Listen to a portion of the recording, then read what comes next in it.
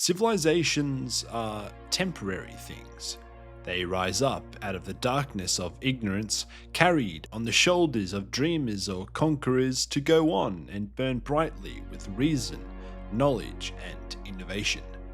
They are things that claw their way out of caves, that carve monuments to their successes in stone and proclaim loudly and with absolute certainty that their works and their ways are right and will last forever. But this is a lie. Monuments crack, banners rot, reason dies, knowledge is lost, and innovation stalls. In the end, every civilization crumbles. They decay, they fizzle, they collapse, or they backpedal, they sink back into the dust from which they came. And humans are really no different. Humans grow, they learn, they labor, they live, laugh, love, and struggle, and then they die, to be carried on only briefly in the memories of those who loved them, before even those memories are worn away by time. Every age of mankind has seen its heroes and its villains, its thinkers and its leaders. Each generation has seen men and women who stood apart, those who devoted themselves to shaping the fate of their species, for better or for worse. But time has a habit of eroding away even the greatest of deeds, until the world or the galaxy forgets they ever happened. Everything ends. This is the way of things. This is the law of our galaxy.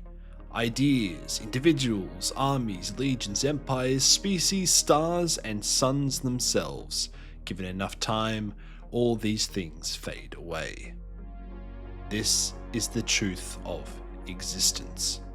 Life is fleeting. Or so we thought. For you see, there are, in fact, exceptions to all of this. They are rare, they are hidden, they are a scattered handful who defy the most basic entropic truth of the universe, that all things die. They do not die, they are exempt. They are called the perpetuals, and they are hated. We know of a few. We know of Elenius Pius, we know of Malcador the Sigillite, we know of John Grammaticus, Damon Parantis, Erda, Olivia Shurica, and we know of Vulcan, to name a few. We know these are, if the word even still applies, humans who, when death comes, simply refuse to stay dead. They burn, they drown, they disintegrate, or they atomize, and then they return. They do not age as other mortals do. Their flesh reforms and regenerates, their minds persist. No rejuvenate treatments are necessary, there is no need for stasis fields or mysterious latchkey technologies from the time before Old Night. None of this is needed, for they are, in essence, immortal. Whether born by chance or shaped by design, the perpetuals are a variation, a mutation, a divergent offshoot of humanity. They are anomalies of reality. For centuries, for millennia, through the rise and fall of civilizations, they live on. They carry memories from societies that no living soul believes ever existed. They have watched empires rise, worlds burn, species die out, and still they have gone on, doomed to bear the weight of their experiences for what may well be eternity. Yet, as it turns out, most perpetuals did quite a lot more than just watch the world go by and eternity approach. They have, apparently, always tried to steer mankind towards a better future, to raise the human race up to achieve its potential, and whose purpose is to shape and guide the human race, marshal its course, and trim its sails. If Erda, the so-called mother of Primarchs, can be believed in her monologue from the masterpiece Saturnine. The Perpetuals have been those rare men and women who stood apart. They have been those figures who devoted themselves to shaping the fate of their species, for better or for worse. Some have worked from the shadows, whispering into the ears of kings and tyrants, nudging events toward victory or defeat, orchestrating triumphs and disasters in ways no physical record would ever trace back to them. Others have stood openly at the heart of humanity's defining moments, the journeys of discovery, the great wars, the age of technology, the birth of the Imperium, and the fiery conclusion of the Horus Heresy. They have walked beside primarchs, they have toppled worlds, they have betrayed species and rewritten the course of human destiny more than once. And for this, and more, they are hated, and hated widely. But why? Why is this the case? Why does the mention of the perpetuals so often draw sighs or groans? Why does the community so often bemoan the roles that perpetuals have played? There are a handful of criticisms that keep coming up when one mentions the perpetuals, whether in casual chats, deep conversations, or formal written critiques, and they have shaped how many perceive their place in the galaxy. Some of these points are valid, others, I would say, are less so. Either way, the presence of the perpetuals has heavily influenced how the community sees or interprets the broader setting, and I think that alone makes a topic worth exploring. The central and most common criticism you'll hear about the perpetuals is that they rob humanity of its agency, implying that humanity's fate was never really its own. This view basically puts forward that the involvement of the perpetuals, often in such key moments and conflicts, lessens the weight and impact of average human achievement. If these immortal figures were quietly steering humanity's trajectory from the shadows the whole time, shaping events and manipulating outcomes, then the triumphs and tragedies that make up the great human story sound hollow, strips of true agency or meaning. The scale of human history is reduced to meaningless background noise, totally eclipsed by the plotting and actions of a secret special band of demigods. This is, I would say, almost a fair call. It might be a deserved criticism.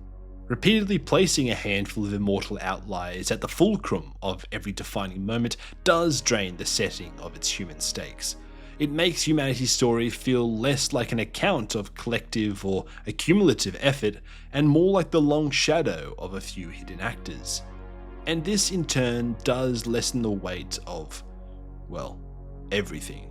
Once you know about the perpetuals, it's hard to see the millennia before the Great Crusade the same way.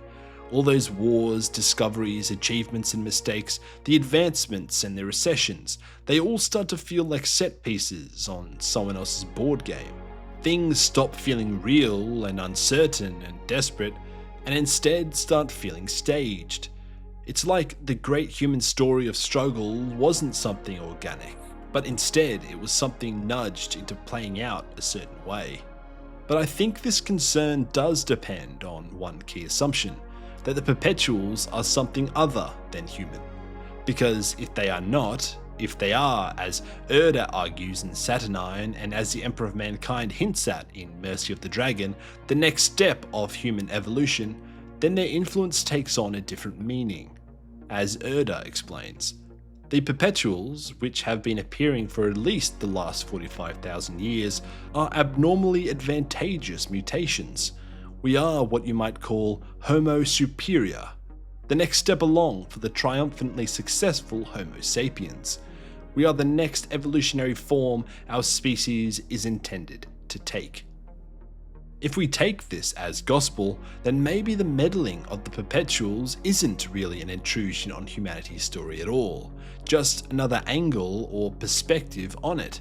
They're not stealing humanity's agency, they are humanity, reshaping the future of the species through its rarest and strangest children.